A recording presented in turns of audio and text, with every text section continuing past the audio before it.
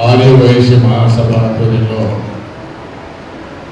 ప్రతిభా పురస్కారాలు ఇస్తున్నటువంటి శుభ సందర్భంగా సభాధ్యక్షులు, తెలంగాణ ఇండస్ట్రియల్ డెవలప్మెంట్ కార్పొరేషన్ అధ్యక్షులు మిత్రులు అమరవాది లక్ష్మీనారాయణ గారు, అదేవిధంగా మిత్రులు police housing corporation chairman Damodar Gupta గారు, అదేవిధంగా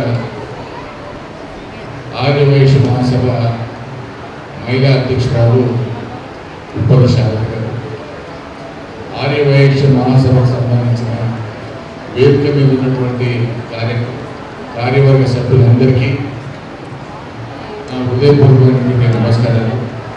ప్రతిభా పురస్కారాలు అందుకున్నటువంటి విద్యార్థులందరూ కూడా నా హృదయపూర్వక శుభాకాంక్షలు. మీ అందరూ కూడా తెలుసు, చదువు ఎక్కడ ఉంటుందో అభివృద్ధి ఎక్కడ ఉంటుంది. ఆ విజ్ఞానమే మన రాష్ట్ర భవిష్యత్తు కానీ దేశ భవిష్యత్తు కానీ ప్రపంచంలో మనకు ఒక ఉన్నతమైనటువంటి స్థానాన్ని సంపాదించేటువంటి కార్యక్రమం. ఈ సందర్భంలోనే వైశ్యుల్లో చాలామంది విద్యార్థులు కావచ్చు ఆనిముత్యాలు లాంటి వారు ఉన్నారు. వాళ్ళకి అవకాశం కావాలి, కానీ ఎంత ఎత్తులకైనా ఎదిగేదానికి వాళ్ళు సిద్ధంగా ఉన్నారు. మనం చేయాల్సింది వాళ్ళని ప్రోత్సహించడం, అవకాశం లేని వాటి వాళ్ళకి అవకాశం కల్పించడం. అందుకనే చాలామంది పెద్దలు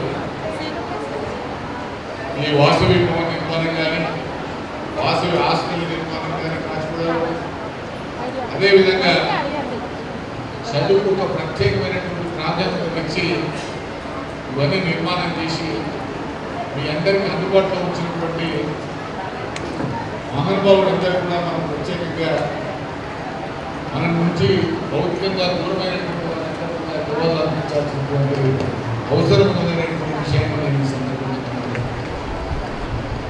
కాబట్టి మీ అందరితో నా ఒకటే మనకి మనకు వచ్చినటువంటి అవకాశాన్ని సద్వినియోగం చేసుకోండి.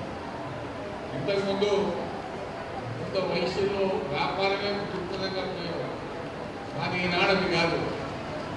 సాఫ్ట్వేర్ రంగంలో కానీ, ఇండస్ట్రియల్ రంగంలో కానీ, ఏ రంగంలో తీసుకున్నా ముందుకు పోతున్నటువంటి శుభ సందర్భం అని చెప్పి నేను మనవి చేస్తున్నాను. నాకు చిన్నప్పటి నుంచి కూడా వయసుతో అవినాభావ సంబంధం ఉంది. నేను పూల లక్ష్మయ్య గారని టీచర్ 6వ తరగతిలో వాళ్ళ ఇంటికి చదువుతున్నాను. అట్లనే ఇప్పటికీ నాకు మంచి మిత్రులు ఎవరంటే మా జిల్లాలో ఉన్నటువంటి అంత వయసులు నన్ను కూడా వాళ్ళ కుటుంబ సభ్యులను చూసుకుంటారు, నేను కూడా వాళ్ళ కుటుంబ సభ్యులను ఉంటాను.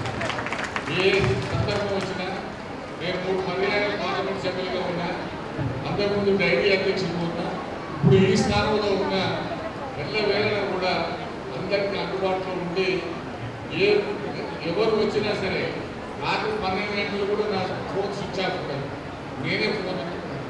కాబట్టి ఎప్పుడు కూడా ప్రజలకు అందుబాటులో ఉండి వాళ్ళందరికీ అవసరాలు తీర్చేదానికి మన శక్తి కొద్దీ మనం చేయాల్సినటువంటి కార్యక్రమం చేస్తూ ఉన్నాం.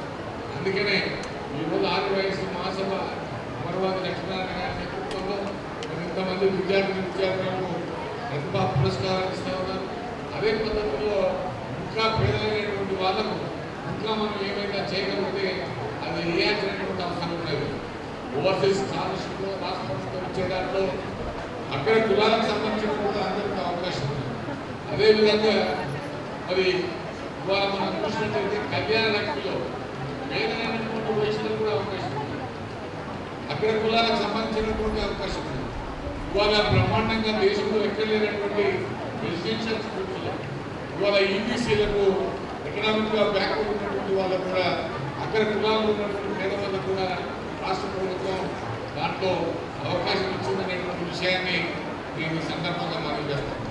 ఏ సందర్భం వచ్చినా గౌరవ ముఖ్యమంత్రి గారు కేసీఆర్ గారు చాలా స్పష్టంగా చెప్తారు. ఎవరైనా సరే కులం అనేది పక్కన పెట్టండి, పేదరికంలో ఉన్న వారిని ఆదుకోవడమే ఈ ప్రభుత్వం యొక్క లక్ష్యం అని చెప్తా ఉన్నారు.